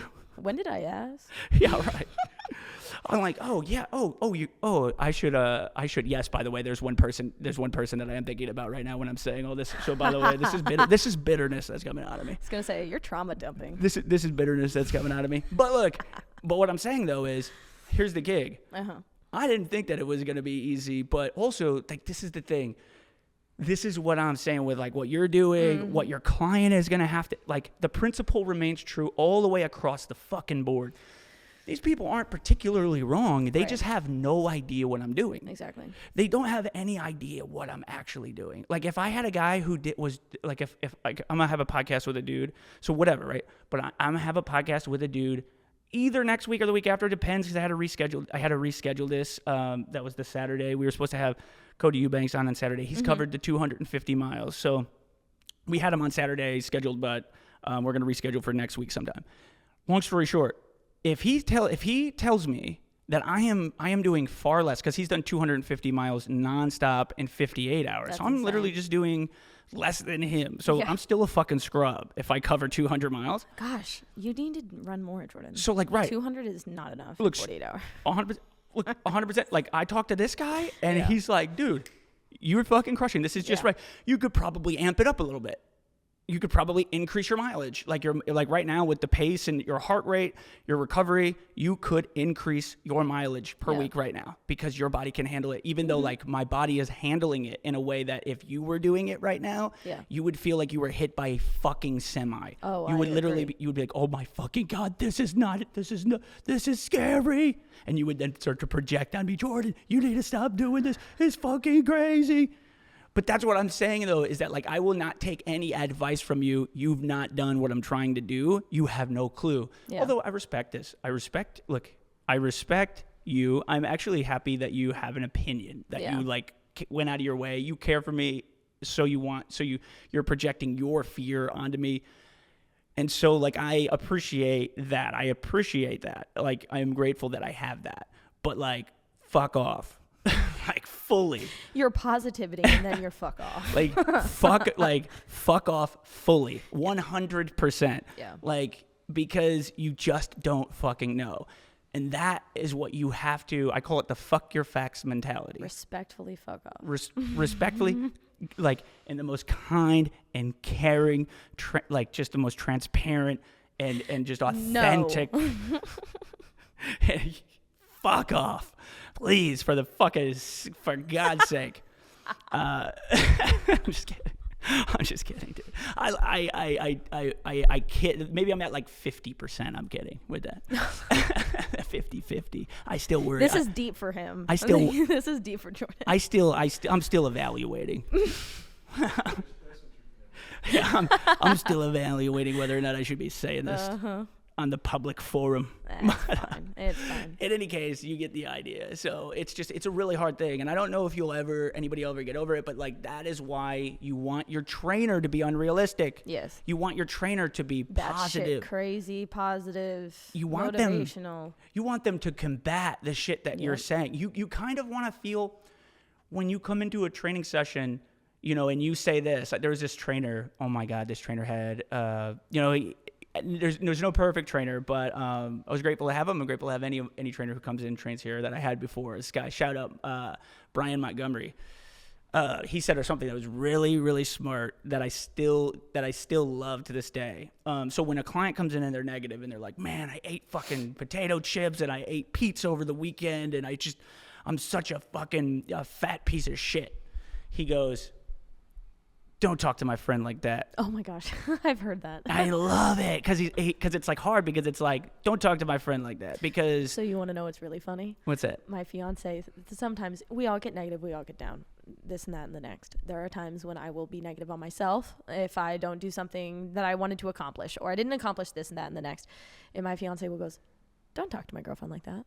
Yeah. Don't talk to my fiance like that. I'm like, you're cute, but shush. And he goes, no, I'm serious. I'll come after you if you continue to talk shit on my girlfriend. Yeah, seriously. I love that. No, yeah, it's constant. God, I love it. You know, I know that look, I'm probably wrong about everything I'm saying, but listen. Everything. But listen, like, you know, people, you have to know the person. People, they take support in different ways. Yeah. You know, some people, the support is just to hear, you know, you just need somebody to hear you out. You don't need them to like, you know, you don't need them to. You don't need them per se to always fix your problems, but you need to sometimes be there solution. to just but if you're hear them out. But if you're paying me, the personal trainer, to help you get to your fitness goal, yeah, then I'm gonna punch the person who's talking shit to you in the fucking mouth. Sorry, I don't give a shit. And that's what you're paying for. You have to understand that. Yeah. I'm not your psychiatrist. I'm not a fucking you don't think of me as a psychiatrist, although you can be like, hey, you know. I love that shit. What would be better, right? Actually would love behavioral psychology. Right? I would love to do that. 100%, but I'm not. But that's not what you're paying for. Yeah. You're not paying for that. If you wanted to pay, if you are paying for therapy, well, you should probably get somebody who's licensed. And I'm not licensed. So when you come in here, know this. I know what it's going to take you to get to your fitness goal. Yeah. And it's probably doing way more than you think right now. Mm-hmm. Maybe that you're willing to do. So if I'm going to help you, I have to expand your mind. I have to expand, or I have to ignite. I have to inspire you in some way for you to want it, because I will never be able to want it more than you do. But you've paid me real money that you worked for to help you shift your mindset so that you would be willing to do this. Yeah. So immediately, like, I need to punch that fucking dumb bitch in the face who comes in here and says, I'm a fat slob because I didn't do what I was supposed to do. And look, these voices. We all have it. Well, because, like, dude, it's what it sounds like when you're bitching like that. It sounds like that. It sounds like that to me when you're bitching. It's like and it sounds like that to everybody you're bitching to. Or the elephant. If you pay for a therapist and you're supposed to go fucking trauma dump, that's where to do it. I think that's where to do it. And look, I'll always listen to what you have to say. I try to do my best to listen to what you have to say. I'm not jumping on the negativity bandwagon, and I'm definitely not doing that. And I will always always shine light on what's positive. Well, right. And a lot of people, that's what some people, what a lot of people need. They need to have somebody be like, okay, yes, this sucks, but guess what? This doesn't. And so you're still able to move, you're still breathing, and maybe finding a new perspective. That's all that somebody needs for the day. God damn. Where are we at for time, Trey? Oh, damn. Okay. Good shit. Well, look. Yeah, I do. I think that's the case. So look, you are, when you're paying for a good trainer, there's going to be times where you feel like when you say something, they're going to be like, shut up. They're going to be like, look, like if you have a good trainer, then they're not going to like jump on the like support is not, that was okay. Especially when what you did is not going to get you to your goal. It is not okay. So you need somebody who is your partner in crime, but who can have the fucking balls to tell you, like, look, that's not okay. That's it. Like, and have a hard conversation around how are we going to execute. Like, because here's the thing. One, do not be mean to yourself. Right. Do not be mean to yourself. You coming in here calling yourself a fat fucking slob. That's not going to put you anywhere. I don't accept that, not because I'm mean or I'm heartless. Actually, better yet, it's like we said, don't talk to my friend like that. It's not ever useful to be hard on yourself like that. That's not useful. So like, and that might be what's causing you to stay overweight, talking down on yourself, to stay skinny, because you hate yourself. You're okay with hating yourself. You have no confidence. You are not on your own side. 100%. Well, of course you're not going to achieve your goals, because you're just going to every single day be like, oh, you're the elephant. My life sucks. Oh no, you're going to start doing the voices like me. I will reciprocate. So fucking long story short, dude, it's like you need a trainer who is your trainer. Who is your accountability. And accountability hurts.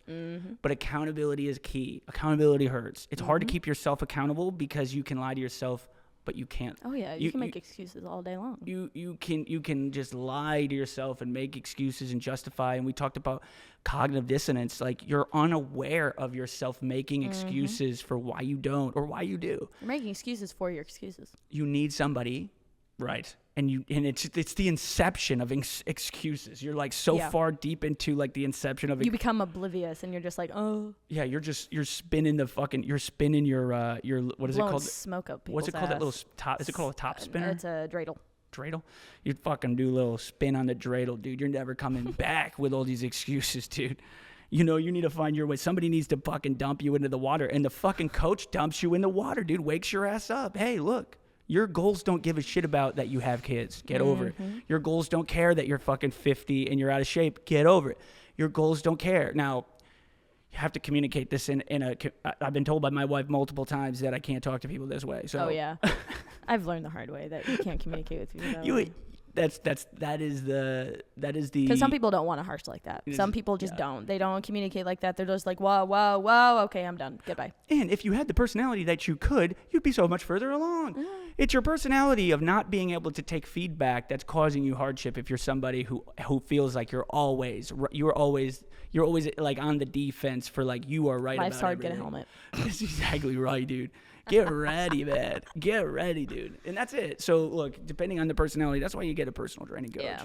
So why do you want to be a personal training coach? Sorry, I was just looking at the time real quick to make sure. Because I got a couple more questions. Why a couple do I more questions. Continuously want to be a personal training coach? Yeah, why? For that exact reason. I feel like I am able to be there for a person. I've seen multiple times people come to me and they don't have the motivation. They just keep making excuses for themselves. They have this, they have that. They don't have the motivation to come in every single day. They are Eeyore the elephant. They're just sad about their lives every single continuous day. And to be able to transform somebody's life in their mindset into themselves, to create more of confidence, and then to also create the goals that they have and to fulfill them. It's a magical thing. I've seen it done time and time again. And it's also just the best community being in a gym, especially in a personal training gym, because everyone is there to push you. We're not here to yell at you. We're not here to tell you how bad your life is. We're not here to be negative. We're here to push you for a good reason, to the positive.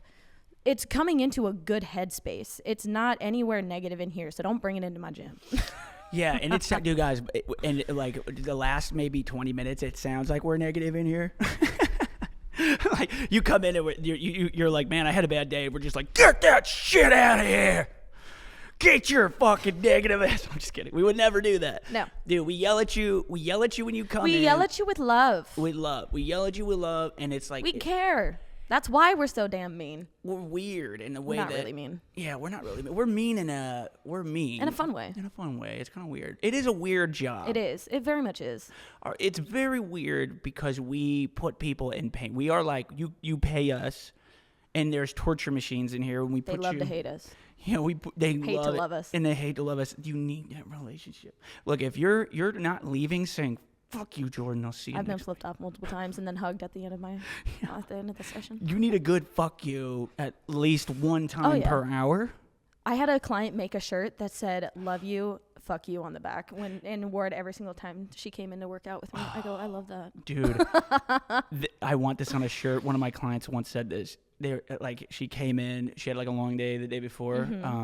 She's in her 50s and she was killer, also awesome. And the only reason she doesn't train here anymore is because she moved out of the city because she was kind of fed up with it, what goes on downtown. Fair enough. But in any case, which is just, God, we lost a good one. She was such a sweetheart of a soul. But she came in one day and I was like, let's go, Amy. And she was like, oh. Say, Jordan, you put the FU in fun. I love that. And I was like, let's go. I love that. I was like, let's go. You need that on a shirt. Yeah, or a hat. Yeah. We put the FU in fun.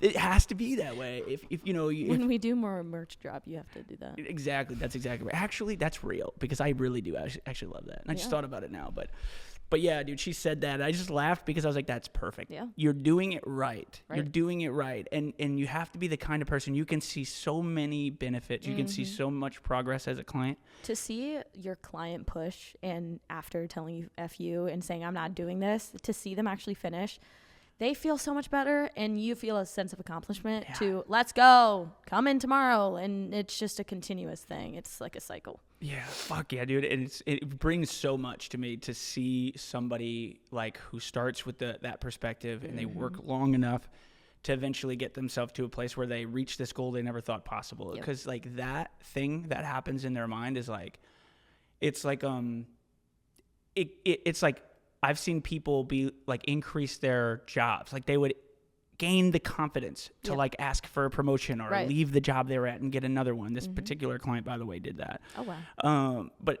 like just like bring confidence into their life, you know, to bring, you know, be proud of yourself. Yeah. You know, like when you reach that moment, but it's hard getting there. It's ugly getting there. And you know, but like when they get there, it puts a tingle down my spine to think about the people who've come to me in tears, not even from me, but what one of my trainers has done for them. I had a client once that was in here, fell off of a ladder, hit their head, was in the hospital for 2 weeks. Jesus. Pretty high up there, like owned a lot of a franchise. I won't say specifically, but basically was in the hospital. Nobody was messaging this guy except for one of our trainers here. Was concerned, trying to figure it out, whatever. Then even afterwards, just got him back up and going, got him all that stuff. Like she really cared. Like actually gave a shit. He actually gave a shit, really cared. And he came to me before he had quit this session and he quit his membership for whatever reason. And he was in tears and he gave me a hug and he was like, oh my God, this person was the only person that reached out to me. Like, I make all this money. Aww. He had lost his wife. I don't want to say too much. I mean, I don't say the name. No one knows what I'm talking about, but you get the idea. But had lost his wife. Lost a lot. And, he almost died because of the head injury, falling off a ladder. Only like 5 feet, by the way. So wear a hard hat, folks. But long story short, he was like, this was the one person consistently trying to get a hold of me, trying to make sure I'm okay, like sincerely. Mm-hmm. It's like more because like you're seeing that person 3-4 times a week for a long time. It's like one of those really close people. It's more, there's so much more. And like that made me tear up because I was like, holy shit, like this means so much to this person. It's not just fitness. Right. You have the opportunity in here to really change your life. There's no cliche. Yeah. unless this is just a dollar amount for you, unless you think that for some reason personal training is only about how well you run a workout or how well you program. I'm going to tell you right now, a program's a program. I'm so good at programming. I'm so good at writing workouts. Like, dude, don't make me puke all over myself, okay? Your fucking workout is going to be no different than any other workout that any other person at any other level can create. So fuck you right off. But like, keep doing it though. Keep doing it. Keep working. You'll learn. Fuck you right off. You'll like learn. That one. You'll learn. You'll learn one day that it's not about that. It is about that, but it's not about that. Yeah. You can really touch a life if you can really touch a life, and you can really improve somebody's situation. Like, you have way more power than you think.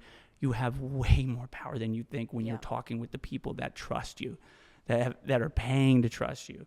You have so much power that you can change the trajectory of a life, and you're just a 24-year-old kid who fucking wants what's best for somebody. But you would never understand until you do understand, you know. But I mean, you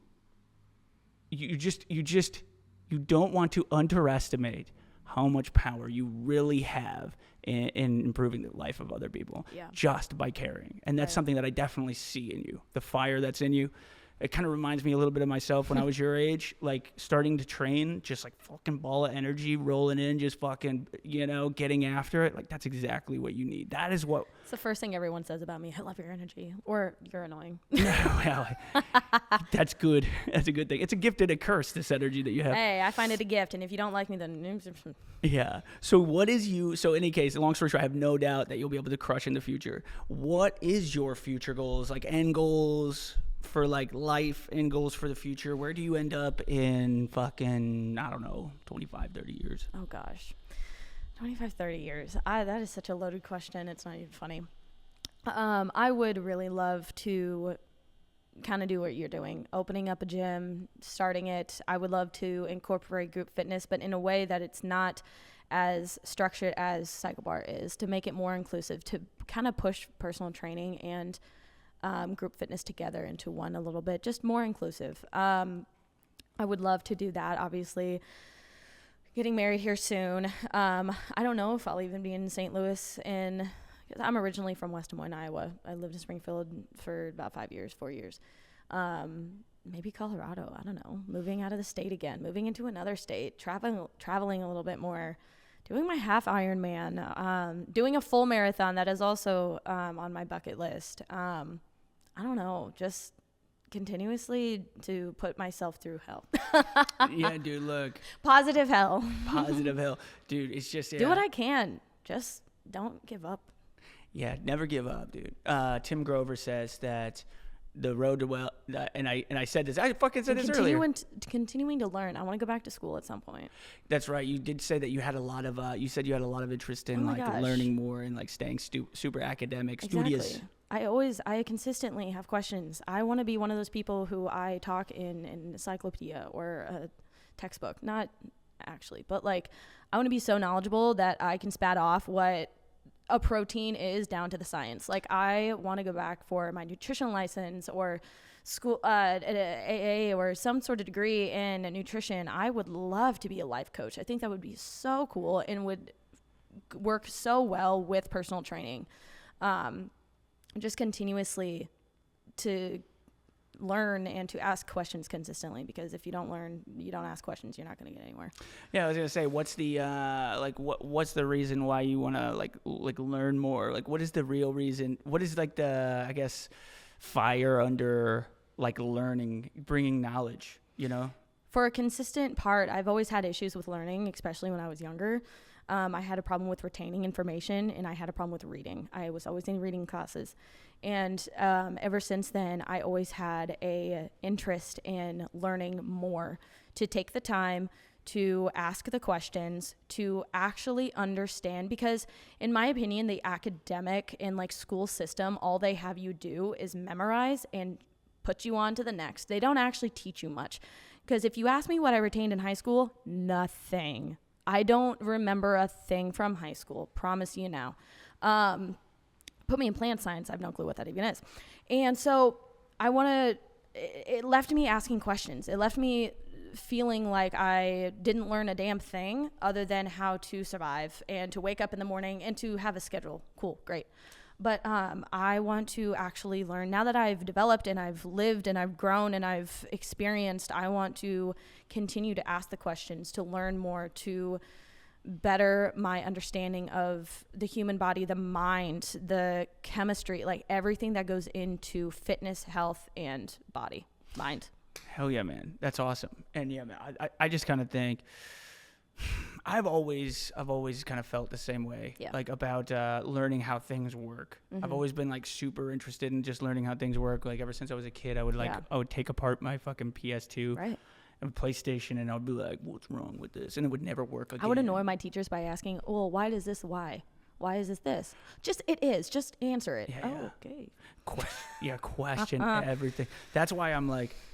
That's why in this current state, I'm like, this current day, I'm asking questions like, are there aliens? Why does the government lie to us? There are aliens. You know what they are? Butterflies. Yeah. Dude, like. Caterpillars. The stars in the sky are not suns in a faraway place. The birds are not birds. It's the hole they poke in the bag so that we can breathe. They're spies. They work for the bourgeoisie. If you've ever seen that video. Have you seen that video? What's that? The birds work for the bourgeoisie. The birds do work for the bourgeoisie. And dude, look, they don't need the birds anymore, dude. The phones work for the bourgeoisie. When was the last time you saw a bird? I don't think, dude, Swear to God, they're gone. I only see birds if I see geese. If I start talking about birds and they start it. Well, that's because you're actually you're speaking it, so you're being hypervigilant. This is exactly right. Like it's like the Instagram algorithm. Yes. Okay? You talk about Chipotle, you're gonna get a Chipotle ad. Yeah. Your phone's listening. 100%, dude. I love my spy. My spy and I are best friends. Dude, if there's ever like an example of like your life is a certain thing based on what you focus on, it's also like the reflection of what is going on in your fucking Instagram feed. Oh yeah. Everything that you see in your Instagram feed is a reflection of you. Oh yeah, your social media is for you. It is not for anybody else. Have you ever watched somebody else scroll down on their feed? It's kind of boring. I will watch my fiance and it's just like old golf stuff. Oh my God, yeah. Like you'll lose your fucking mind. But you can learn that. Yeah. If you sit down with somebody and you're just like, okay, let me see the feed. Well, and then you'll get that random ass video of like somebody doing surgery on a toe, and it's like, okay, my For You page is mine. Like I have to take accountability for that. Why is this there, dude? Straight up. You know what they should do? They should do like a speed dating where you just bring your smartphone and you just both put it up your phone, and then you just like scroll down the timeline, and then you just go, what do you think about this? Oh my gosh. And so many men are going to get in trouble if they do that. You will melt out. That's what I'm saying, dude. That's what I'm saying. They're like, okay. That's why I said speed dating. I'm like, that's what a lot of girls do on the first date. They grab the man's phone and goes through their Instagram and see if they're following a bunch of girls. That would be good. I think that would be a great idea. You will learn a lot about who that human being truly is. Not that I think it's like wrong or not wrong to like follow some other people, but you can. What's weird though is I feel like at this point with the Instagram algorithm, like I bet you that like let's say you're pregnant. One, you're gonna start seeing stuff that's pregnancies. Like they're gonna. The second I got engaged, I kept seeing shit on my feed about weddings. I'm just like, oh. Right away, dude. I have this thought that they will be able to predict what gender your baby will be before the fucking doctors. Oh God, don't. Just based on your blinking, they're like, if you blink fucking this many times watching this type of content, that's usually because you're pregnant with like a female. Have you heard that if females will just show up? They know that if you're pregnant with a boy, you are glowing during your pregnancy and you're like super pretty, but if you're pregnant with a girl, then you turn ugly and fat and like your puffiness because a girl takes your beauty. Have you heard that? Shit, I would believe that is a conspiracy. I haven't heard that if you're pregnant with a girl, you turn ugly during pregnancy, and if you're pregnant with a man, a boy, you are glowing and you're healthy and you're able to move a lot better. It is funny because you would almost think those two things are the other way around. I heard this comedian, can't remember his name. This is not mine, but I think it's funny. He said it's not fair. It's not a fair trade if you watch somebody's kid and they have a daughter, you have a daughter and then they watch your daughter. You give them your daughter and it's like this fucking nice princess fucking girl who's just gonna like sit on the couch and like do like girl stuff. And then like they drop off their boy, and it's like dropping off a fucking bobcat in your Oh my house that you're God. trying to. They're like drawing on your walls and shit. You're just trying. That's probably true. I was the ass opposite. I was the Were you? person drawing on the walls. I've got a niece who's like that. She does like I've got a niece. She's like that, dude. She'll belly flop, dude. She'll belly flop a staircase, dude. She's 2. She'll just yeah. she's just like, I think that this will be fun. You ever even though taken a little boogie board down a flight of stairs? Oh hell yeah! It hurts, but it's fun. It's good fun. You learn a lot with a boogie board down the steps. You know. I was one of 3 brothers, and I've been humbled. Oh, so you had some brothers? Uh-huh. It's I like have 3 brothers. like are they older or I younger? have 2 younger, 1 older. Okay, got you. So, I yeah. was humbled. No matter my youngest is 17, and he still humbles me every day. Oh, gotcha. Yeah. I'll say slay, and he's like, no, don't say that. That's not cool anymore. Wasn't that cool last week? Yeah, but it's not anymore. Okay. Yeah, how fast does slang evolve in this new like TikTok age? Apparently, it's cringe. And that'll be over. That's got a week. A week left. Yeah, cringe has a week. Exactly. Oh my god. But yeah, long story short, I do think that it is crazy. At this point, it's not like super far-fetched to be like, look, you should get something to protect your information. I think it's just nuts. Well, in social media, I mean, yeah, and it goes right back into kind of confidence. Your social media is for you. Post what you want to an extent. Have it, your algorithm is yours. Who you follow is yours. If someone's negative or coming at you or you don't like their feed, unfollow them. You can be friends with someone and not follow them on Instagram. I do it. But the algorithm works this way. The problem is the algorithm works this way. And not really the algorithm. It's really people. It's a result of the people. Well, yeah. It's like you're just far more likely. You see something that's provocative and right on the line of like something that you believe in. Mm-hmm. And it's like, fuck this guy, this racist or like this fucking homophobic motherfucker. And then you're just like, fucking, you know what? I'm going to send this to Deborah. Deborah, look at how fucking stupid this fucking guy is. What a dick.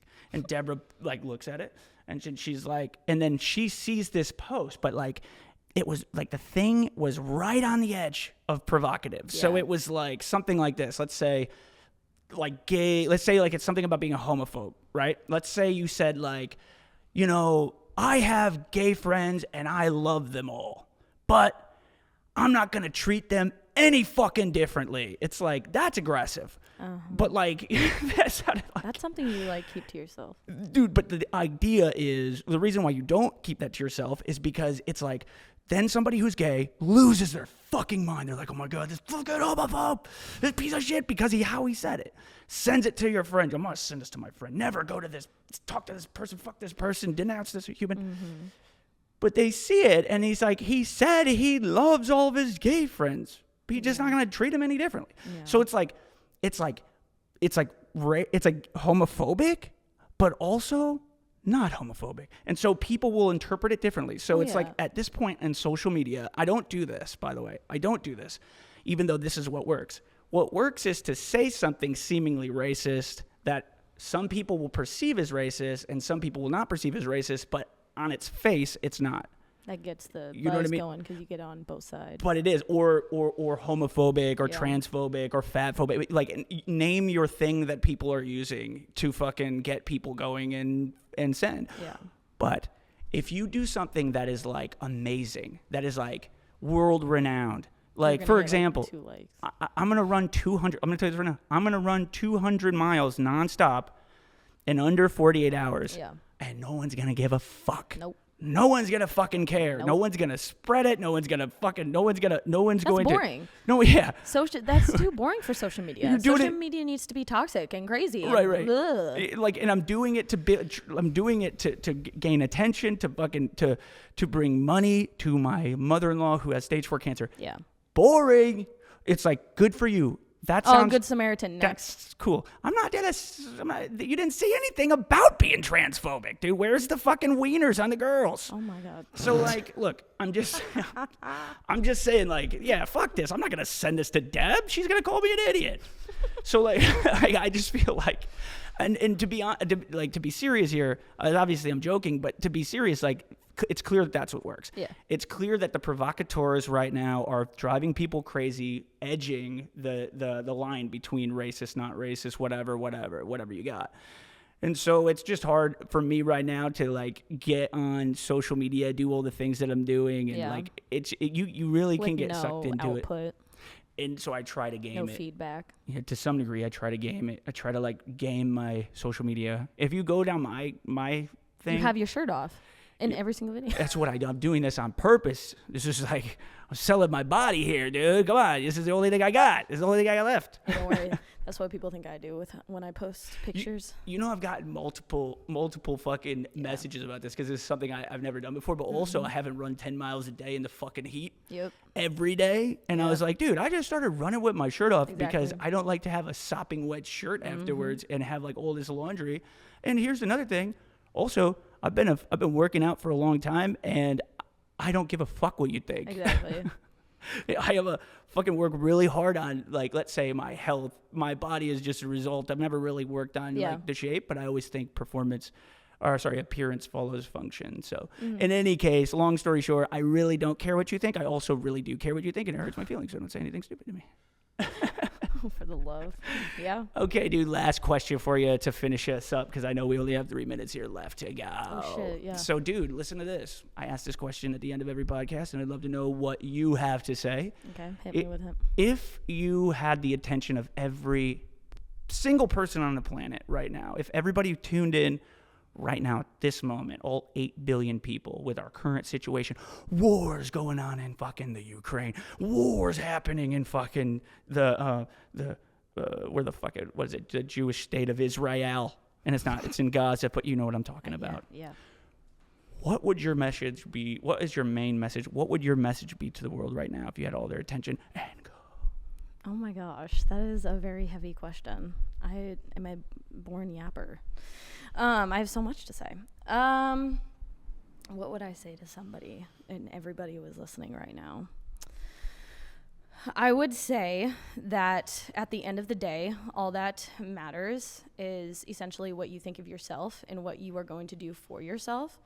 And that can be extremely selfish, and people are going to call you selfish. They're going to call you cocky. They're going to say that you only care about yourself. But essentially what that is, it's not cockiness, it's not arrogance, it's confidence. And if you have confidence in yourself and your abilities, you're going to be able to spread not only positivity through yourself, but through others. They're going to listen to you. They're going to the right people are going to listen to you. The wrong people are going to hate on you. And when the wrong people are going to hate on you, literally block them. Don't listen to them. That's okay. Let them spread their hate, as we were talking about, and continuously being cocky. It's confidence, though. It's not cockiness. There's a difference. Dude. Accept your confidence. That's okay to be confident. People aren't okay to be confident. They think it's cockiness. They think it's selfish. No, it's not. It's okay to be confident in yourself. You know, self-love, that's a thing. It's okay to take time for yourself. It's okay to be confident. It's okay to know that you're doing well for yourself and in turn for others. Like, it's not a bad thing. Quit being so damn hard on yourself, damn it. No, that's exactly right, dude. Love yourself, man.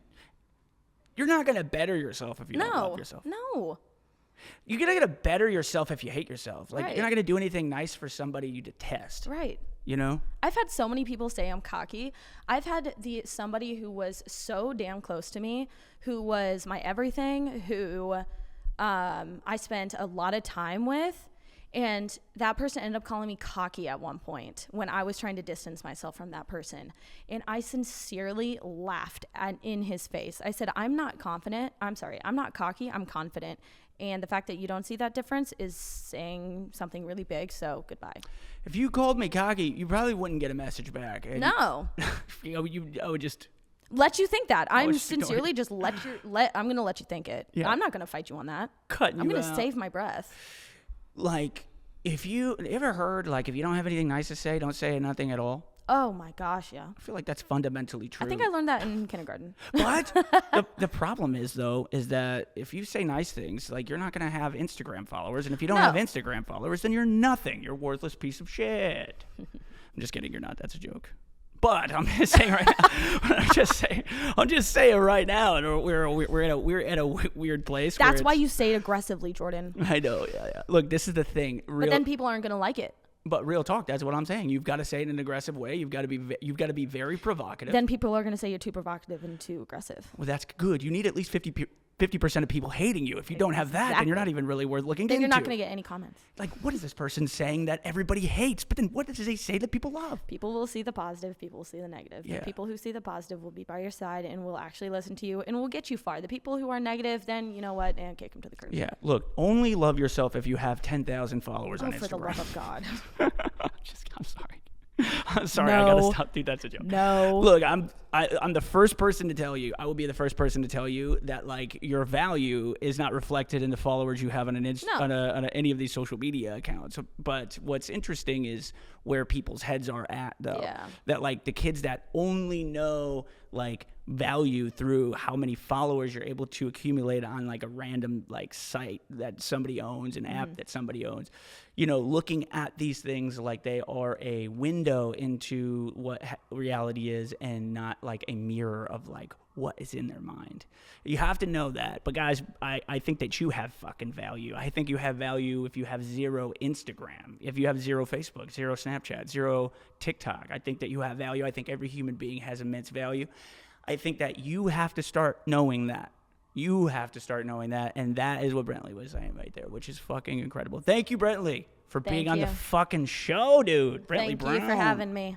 Brently Brown. Woo! Good to have you. Thank you have you. anything left to say to these folks? I don't. Good to go. All right. And Trey. Wait, I do. I have one thing. Say it. Think big, live better. Oh, she did it before me. Damn it. And Trey on the producing. Everybody, thank you for listening this far. If you listen this far, you should sign up for Trading with Brently because you're one of the real ones. You really should. You're one of the real ones.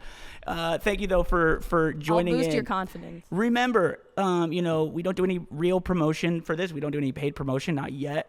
So like the way that this thing continues to happen is that you like, share, subscribe, and if you have any questions, fucking comment us, email us. If you want to be on the podcast, give me a call. Tell me why you want to be on. I'd love to have you. If you want to talk about provocative shit that will get people going, we need you. Get on the podcast. That's provocative. Yeah, no one hates us yet. We need people hating us. But in any case, thank you so much, guys. Speak for yourself. Right. Just kidding. That's right. And always remember, as Brently already said beautifully, think big, live better. We'll see you on the next one.